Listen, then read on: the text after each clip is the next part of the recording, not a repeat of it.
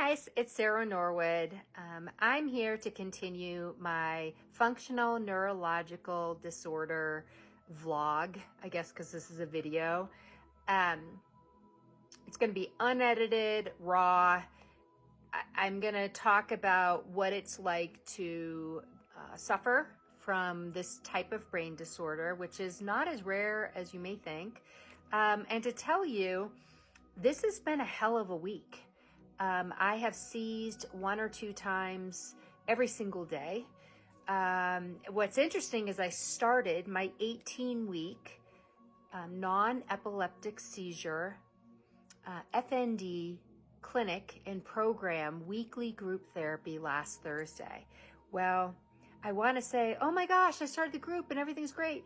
No, the group was actually extremely triggering because sometimes when you see somebody else having movements and tics and tremors and muscle twitches, sometimes that can trigger you. And that happened on the group. Nobody's fault, but it happened on the group last week. And I ended up having a full-on seizure. So my right eye started closing. I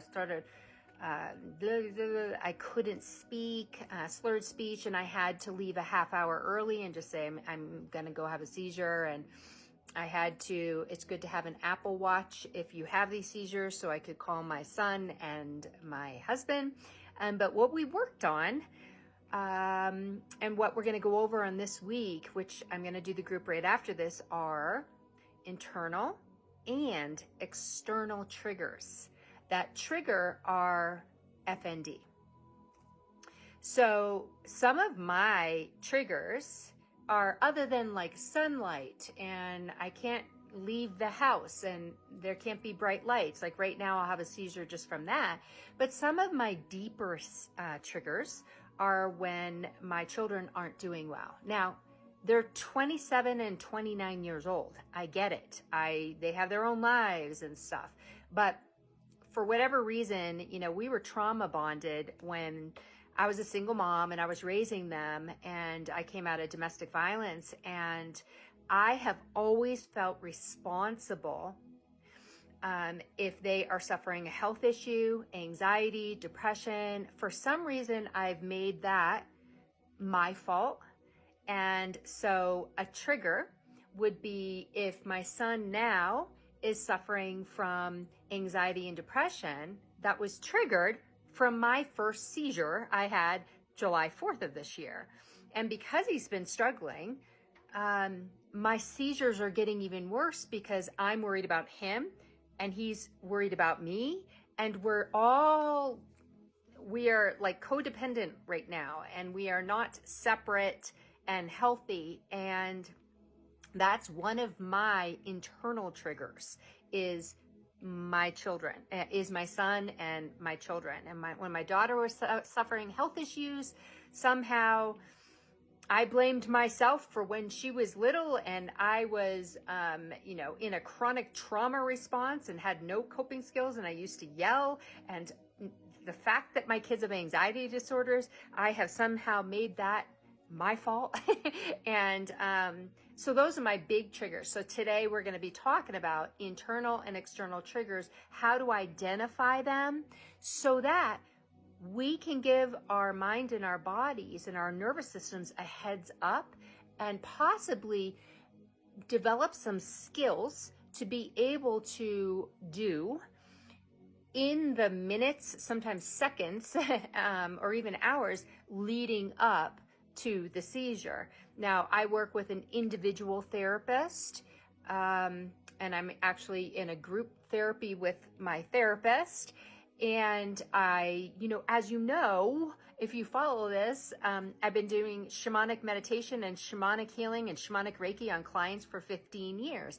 I have a boatload of techniques and tools. I am talking too fast, and so this is what happens. But what I'm trying to say is that I have the grounding, and I'm not going to stop it because this is just what happens.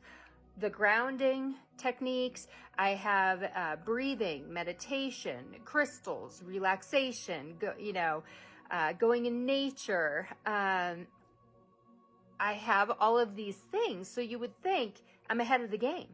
Well, guess what, kids? I'm not, because what I recently did this year was I got off sugar, and I became more natural. I lowered my antidepressant and I got off sugar.